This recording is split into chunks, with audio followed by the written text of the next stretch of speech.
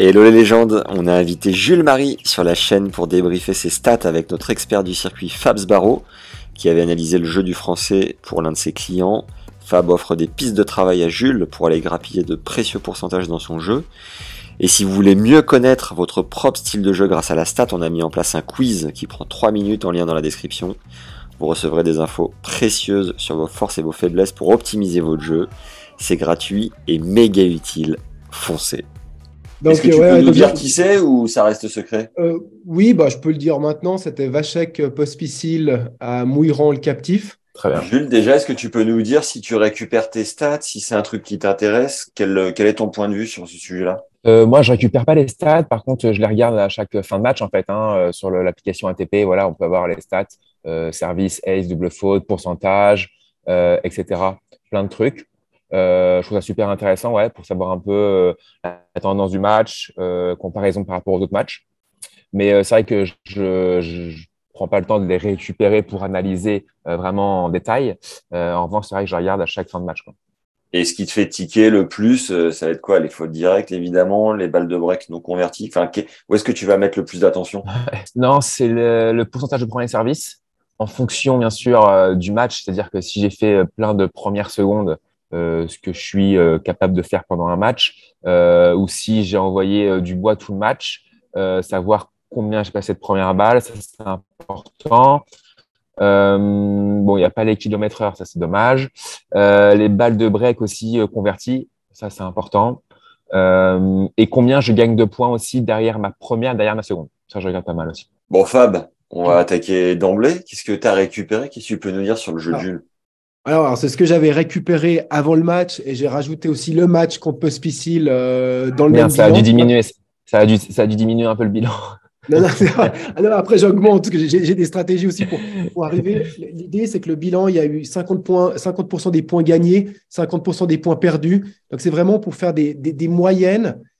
Alors, une fois de plus, je mets une parenthèse. Je n'ai pas analysé tous les matchs cette année. Donc, il va y avoir un certain degré, je pense, d'imprécision sur certaines stats. Mais vu que je pars sur des stats générales de profil, je pense que ton style de jeu par rapport aux stats que je vais ressortir est assez juste parce que c'est ce que j'avais déjà vu. Donc, moi, je fais toujours un comparatif entre le joueur et ses adversaires. Donc, j'avais à peu près 7 adversaires de Jules pour cette comparatif. Et je regarde par rapport au nombre de points et de fautes de chaque coup, où c'est que Jules est meilleur et moins bon que ses adversaires. Et c'est là que je fais les profilings. Chaque fois, je fais comme ça avec les autres que je fais du profiling, quoi. Donc, par rapport à ça, voilà ce qui est sorti. Donc, Jules, sur les stats que j'avais, fait en moyenne 3 fois moins. Donc, c'est quelqu'un qui est plus solide que ses adversaires avec tous les coups possibles.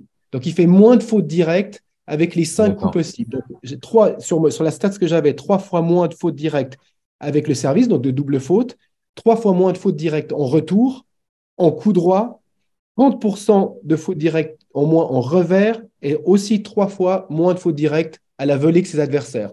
Donc, c'est vraiment un joueur ultra solide.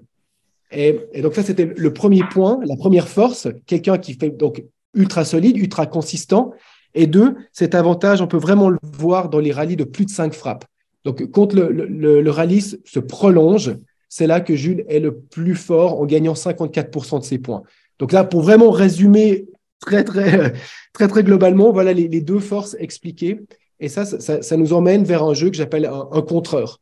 Et les contreurs, c'est des joueurs intelligents qui optimisent complètement leurs forces, leur potentiel. Et je pense que c'est exactement ça aussi que tu parles beaucoup sur ton blog, et qui optimisent parfaitement les armes qu'ils ont. Et ça, c'est typiquement le profil de Jules qu'on voit à travers la stats. Donc voilà, brièvement. Après, on peut rebondir, mais je vous laisse maintenant. Tu as dit que c'était contreur. Et est-ce qu'il y a une petite variante en complément ou on est full contraire? Dans le complément, il y a un petit peu de tout. Il y a des services gagnants. Après, on n'en parlera peut-être pas autant que d'autres contreurs. Il y a des accélérations en coup droit, mais c'est surtout le contreur, il a toujours ce double avantage aussi en revers. Le revers, tu sais aussi, il fait souvent plus de points en revers que ses adversaires. Et on a aussi cette tendance chez Jules. Le contreur, il a toujours ce moment où il peut accélérer, et c'est plus souvent en revers dans le comparatif qu'on va voir la différence. Du coup, il y a une surprise le long de la ligne, un revers le long de la ligne, un amorti, des coups spéciaux. Et ça, c'est aussi une des spécialités du contreur. Donc, Oui, il y a un complément. Le contreur, c'est pas que je remets la balle en jeu. Il accélère aussi de temps en temps. Mais en moyenne, c'est quand même en faisant moins de fautes qu'il prend son plus grand avantage et avec ce double avantage en revers, en faisant plus de points, légèrement plus de points. Verdict, Jules, qu'est-ce que t'en penses? Comment tu te positionnes là-dessus? Alors, je savais bien sûr que j'avais un profil, bien sûr, de défenseur, contreur, mais c'est intéressant par contre de savoir que je fais quand même 3 fois moins de fautes que mes adversaires dans les 5 coups possibles au tennis. Ça, je trouve ça Au-delà, dingue. dans les échanges au-delà de 5 frappes. Ça, Non, non, non, en général. Non, en ah, d'accord, tout, pardon. et Ouais, ça, et dans les échanges au-delà de 5 frappes, c'est quoi le truc? C'est tu que je... gagnes 54% des points. Et, Ok, d'accord. et J'ai plus juste de pour points. mettre 54% des points en relief, euh, sur une saison, Djokovic gagne 54% des points. Et donc, quand Ok. on gagne 54% des points dans une catégorie, ça veut dire qu'on est top 10 easy. C'est-à-dire que dans les rallyes de plus de 5 frappes, son niveau de Ouais. jeu, ton niveau de jeu, par rapport à ta moyenne, c'est vraiment là que, par exemple, on prend Albot, D'accord. Nishioka, ces joueurs, ces contreurs, ils gagnent en règle générale 53, 52, 53, 54% des points des rallyes de plus de 5 frappes. Schwartzmann Ok. aussi était dans ces D'accord. eaux-là, avec une Ok. très très grande frappe, très très fort en Ok. plus 5. Donc, non, non, je m'attendais bien sûr à ce type de profil, c'est évident. Après, c'est vrai que là, on rentre en détail avec des stats, donc c'est bien aussi de le savoir. Et finalement, quand je vais aller sur le court, tu vois, quand je vais atteindre la troisième, quatrième, cinquième frappe, là, je sais finalement que j'ai plus de chances de gagner le point. Donc, du coup, j'ai encore plus tenir ou encore essayer de faire encore plus bouger le gars. Donc, c'est bien aussi de savoir ça. Mais ouais, je savais bien sûr mon profil de joueur. Et voilà. Après, ça veut bien sûr indirectement aussi dire que je prends un peu moins de risques, que je suis un peu moins dangereux, que je tente un peu moins. Et ce sont les axes de travail aussi que j'essaie de faire évoluer dans mon jeu. Et sur le côté créer de la surprise avec le revers, moi, j'ai l'impression que tu fais quand même plus le jeu avec le coup droit. Qu'est-ce que tu en penses? Bah, un peu comme tous les joueurs qui ont un revers à deux mains, c'est qu'effectivement, on fait un peu plus de fautes en coup droit parce qu'on fait un peu plus le jeu, on a une meilleure main, on trouve de meilleurs angles, et en revers, on est un peu plus solide, contreur, je pense, hein, je sais pas ce que vous en pensez, mais j'ai l'impression que c'est ça quand même, hein. Le truc, c'est que tu vois, Max, il y a toujours. Moi, je fais le comparatif avec les adversaires. C'est que Jules fait quand même en moyenne beaucoup plus de points en coup droit que revers.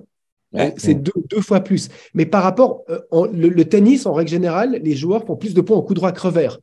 Donc, mais quand tu mets Ouais. dans le comparatif avec l'adversaire, il fait quand même plus de points en revers que ses adversaires, sans pour D'accord. autant faire plus de points en coup droit. Est-ce que vous voyez le truc? Des fois, ça Ouais. se mélange.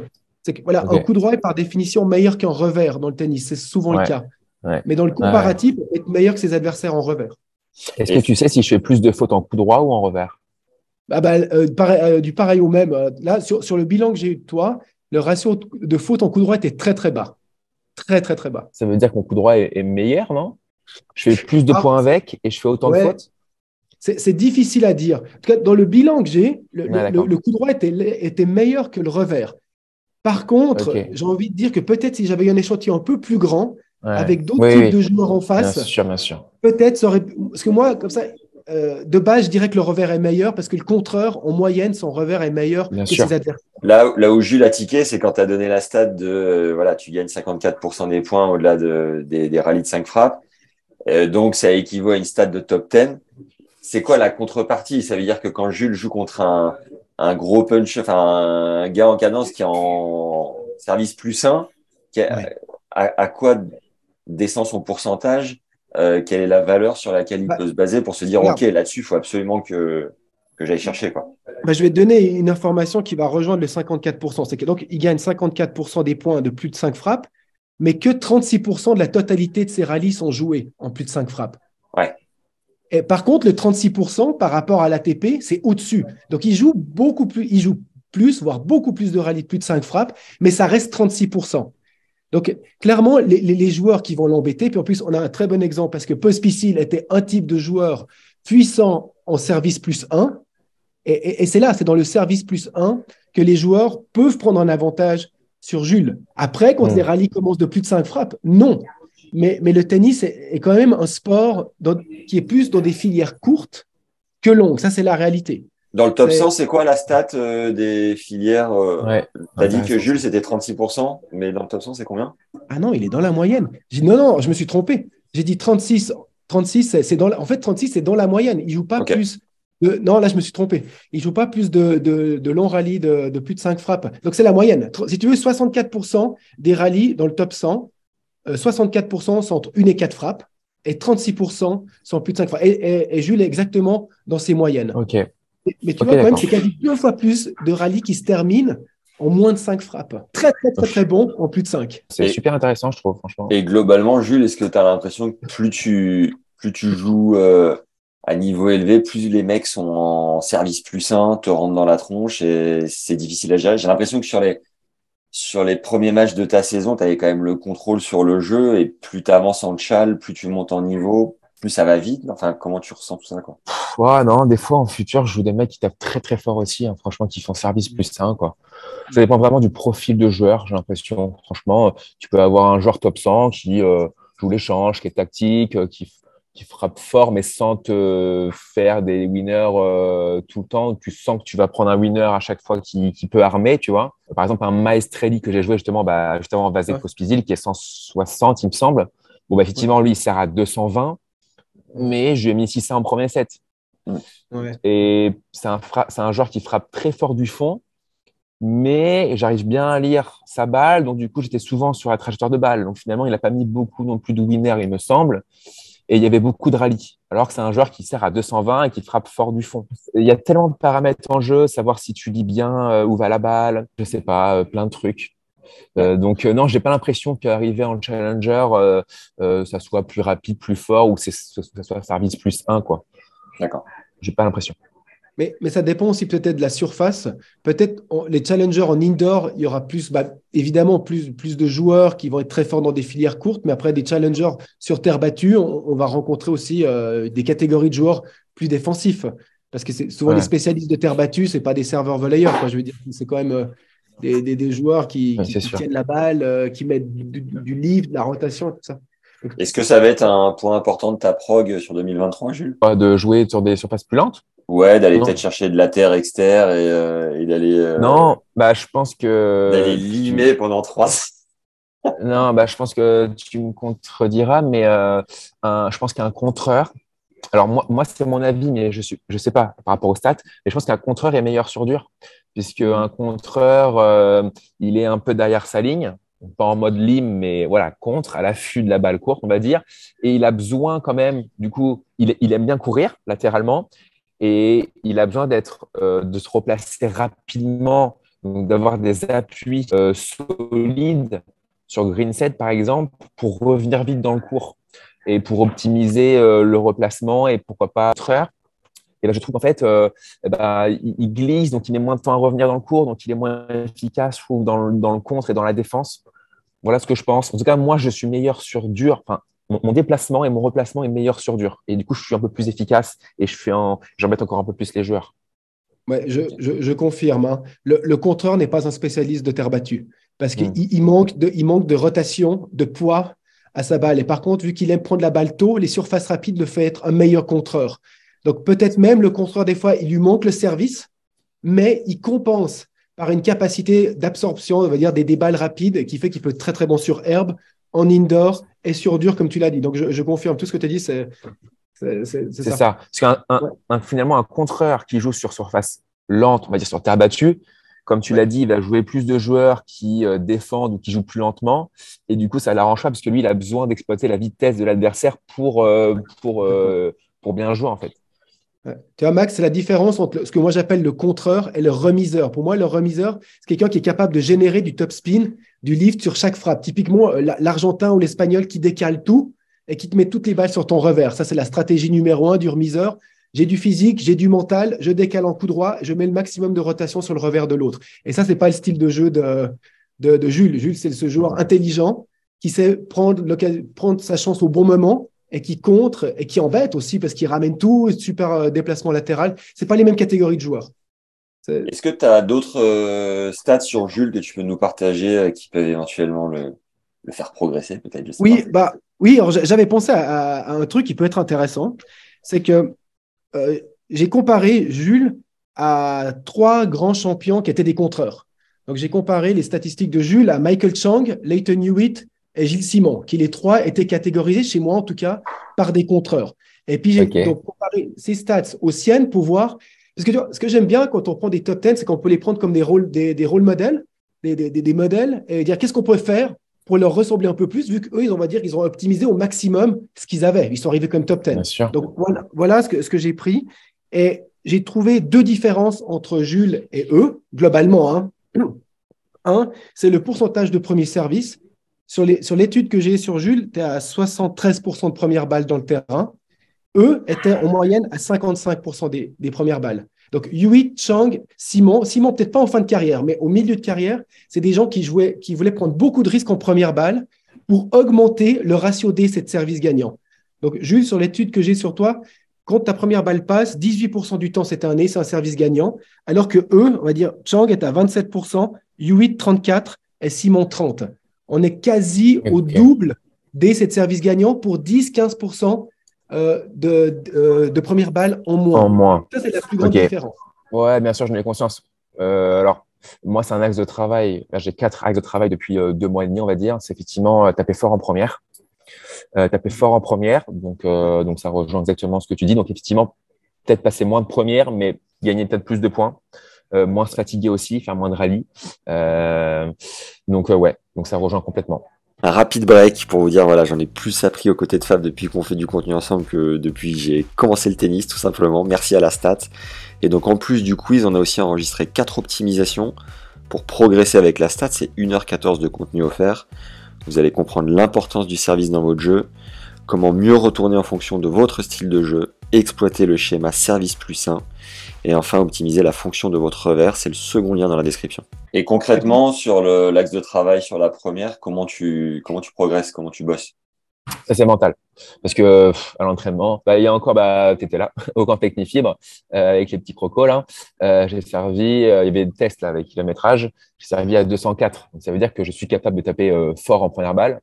Mais je l'utilise pas tout le temps parce que j'aime jouer, j'aime bien trouver des angles, sortir le mec, faire le contre-pied ou l'amorti dans le contre-pied. J'aime bien un peu jouer.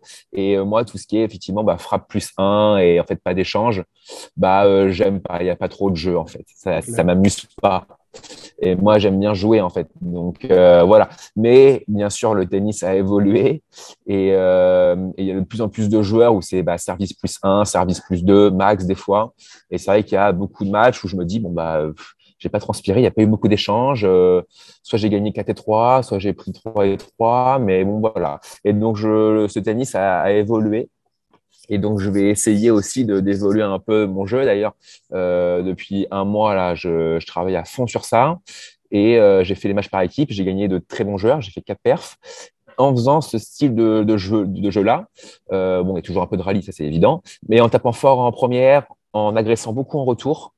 Et voilà, en étant un peu plus agressif, quoi. Et t'arrives à pas être trop frustré, comme tu disais, comme t'aimes le jeu, de pratiquer ce nouveau style? Écoute, alors, bon, avec moi, il y a toujours un peu de rallye. Hein. Enfin, c'est jamais service plus 1, quoi. Ça n'existe pas, à moins de très bien servir, hein, vraiment. Il y a toujours un peu de rallye, mais du coup, je m'amuse à venir un peu plus au filet, avoir des volets un peu plus faciles, parce que je suis pas un joueur qui va venir au filet comme ça et devoir faire une volée d'attente, de précision et une volée de finition. C'est vraiment, je viens au filet quand je sais vraiment que le mec va ouvrir la raquette et que je vais avoir une volée de finition à faire directement. Mais du coup, voilà, là, je me surprends à venir un peu plus au filet, à peu près des fois entre 5 et 15 fois par match, des fois.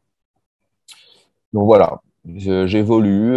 C'est plus facile en intérieur aussi. Hein. Il n'y a pas les Ouais. paramètres vent, soleil. Enfin voilà, il y a moins d'éléments difficiles.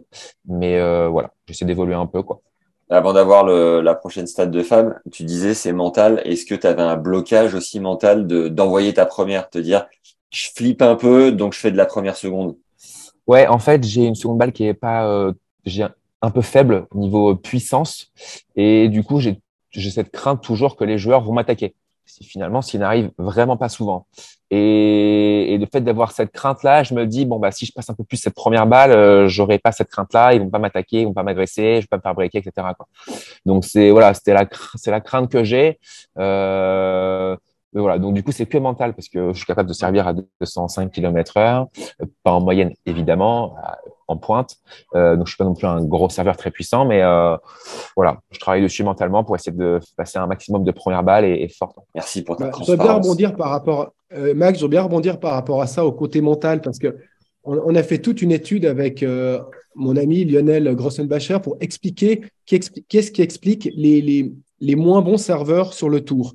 On a fait une étude par rapport, déjà, l'efficacité au service est liée à la taille, donc on a pris ça en compte, et après on a eu un paquet des meilleurs et des moins bons serveurs, on les a comparés pour savoir qu'est-ce qui différenciait les uns des autres.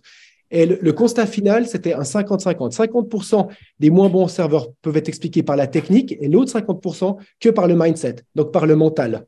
C'est que c'est des gens qui avaient un service complètement juste techniquement, mais qui ne veulent pas prendre des risques avec constamment.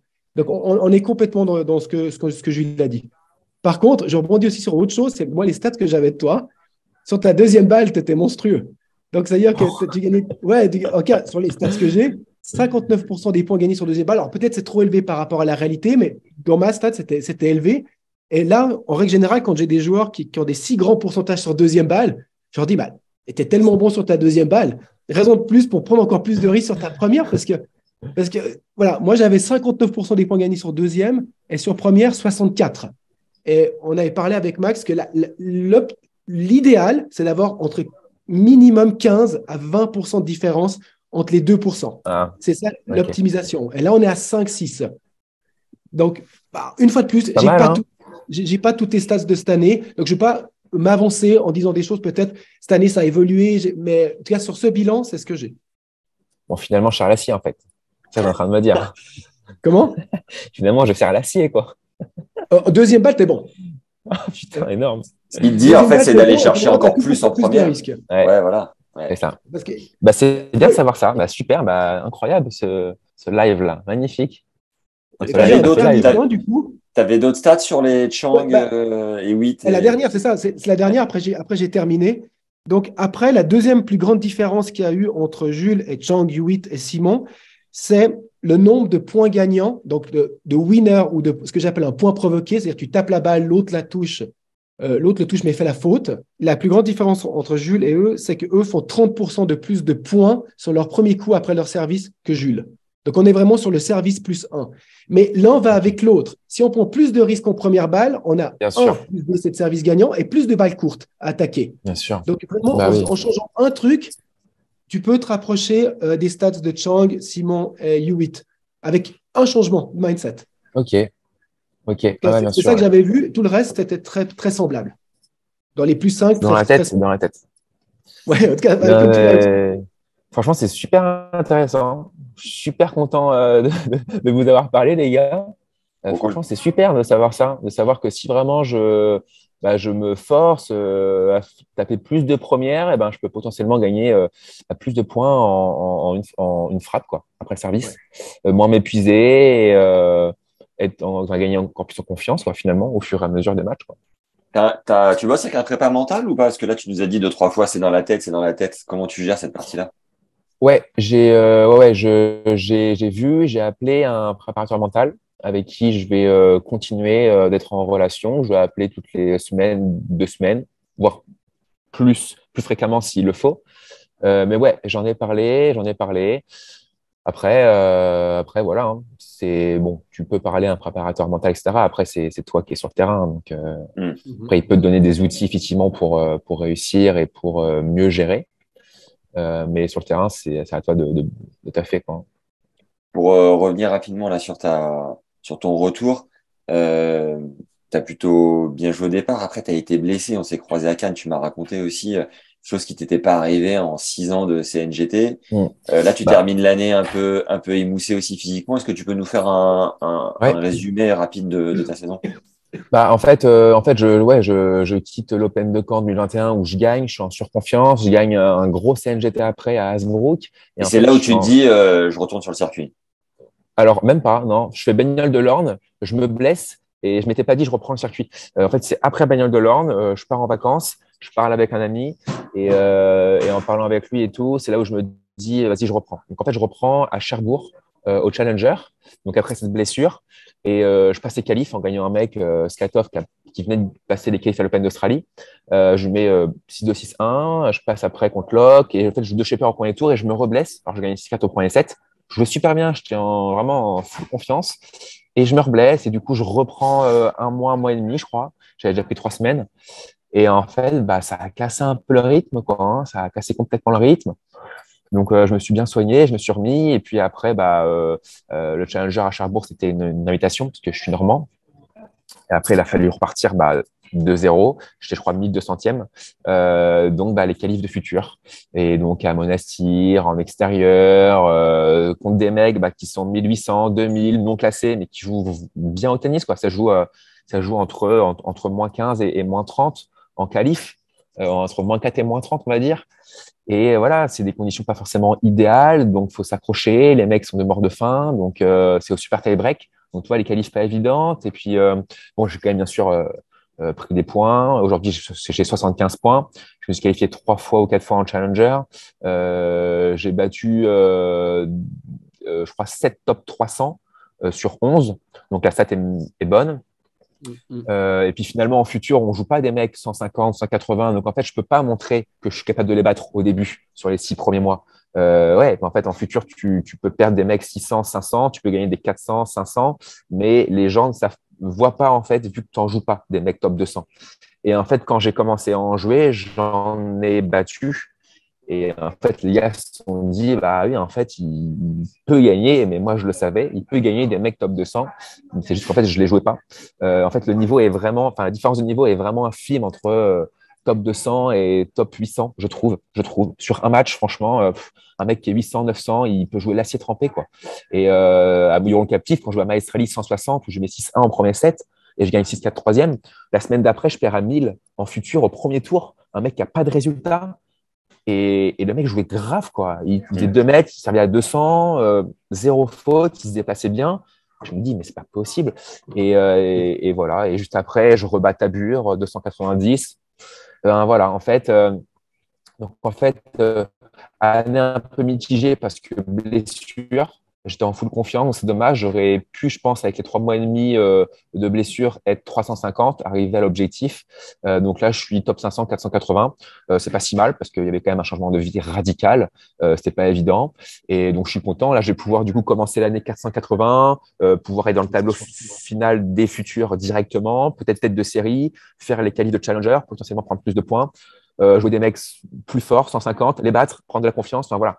En fait, c'est un cercle vertueux. Mieux t'es classé, mieux c'est finalement. Fab, toi qui as qui bosse essentiellement avec des top 100, qu'est-ce que Jules doit retenir pour aller chercher vraiment plus haut? Non, mais de toute façon, comme il l'a dit, déjà maintenant, il va pouvoir commencer cette année avec un classement qui va le permettre d'aller tout de suite plus haut. Parce que quand tu commences à zéro, déjà, t'es mal, quoi. T'es mal. Tu dois refaire tous tes qualifs, ces machins.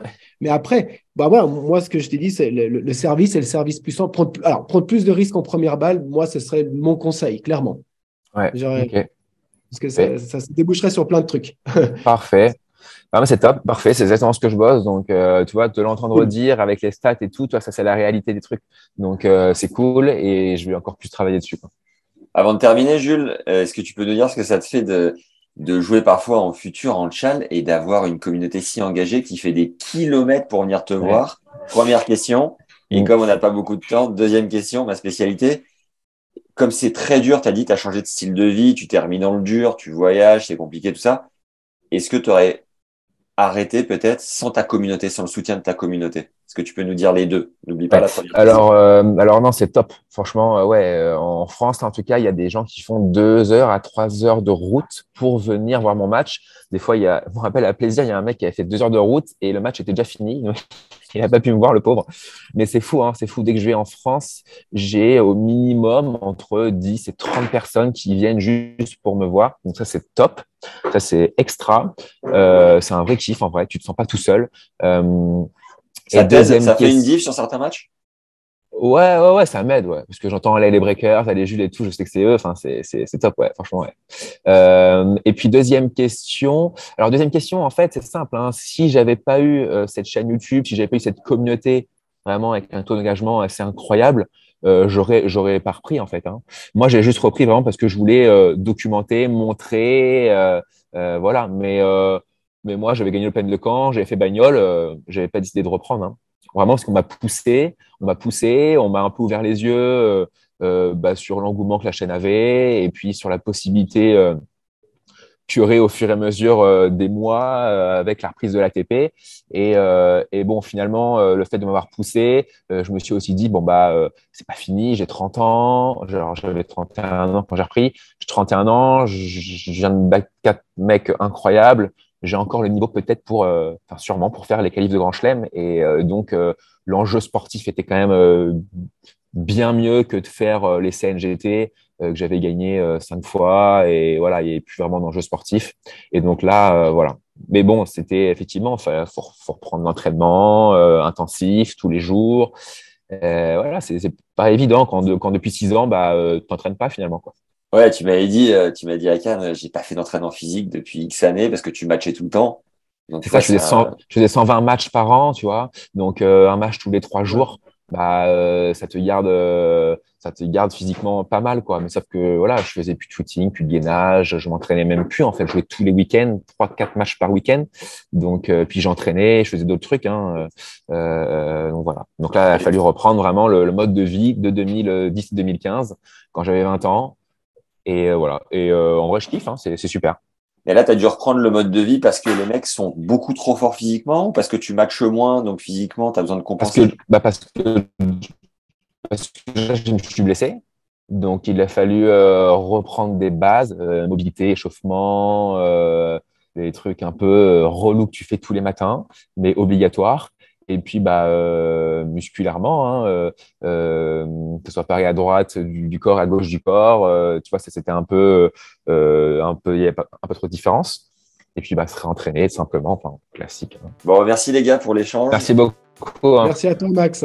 Bon Merci, début de c'était top. saison, Jules, et puis on est en contact. Hein. Vamos. Merci. Allez, ça roule. Bon courage à toi aussi. Salut Fab, merci beaucoup. Hein. Ciao, ciao, merci à vous. Salut. À très vite les gars. Ciao, ciao. Salut. Merci d'avoir écouté ce contenu avec Jules. Mettez-nous un like si vous a plu et participez au quiz. Vous allez kiffer, surtout en apprendre un wagon sur votre propre style de jeu.